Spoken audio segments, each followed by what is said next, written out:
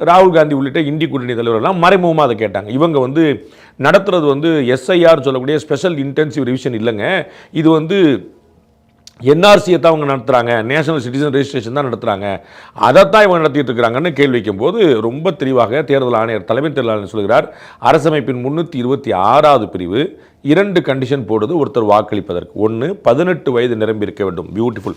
2வது முக்கியமானதும் அவர் இந்திய குடிமகனாக இருக்க வேண்டும். நேபாளிலேருந்து இங்கே நம்ம ஊரில் நிறைய பேர் கூர்கா உட்காந்துருப்பாங்க, அவர்கள் வாக்களிக்க முடியாது. பங்களாதேஷ்லேருந்து ஊடுருவி வந்திருப்பாங்க, வாக்களிக்க முடியாது.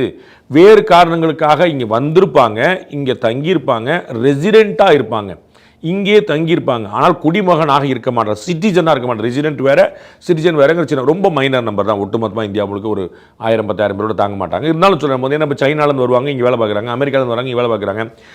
ஏர் இந்தியா கம்பெனியோடைய சிஇஓவாக அது ஒரு ஒயிட் இருப்பார், அவர் அங்கேருந்து இங்கே வந்து தங்கியிருப்பார். அப்போ அவர் வந்து குடிமகனாக இருக்க மாட்டார், அவர் வந்து அந்த நாட்டை சேர்ந்தவராக இருப்பார், ஆனால் இங்கே ரெசிடெண்ட்டாக இருப்பார். அப்போ வந்து அது ரெசிடென்ட் வேறு, குடிமகன் வேறு.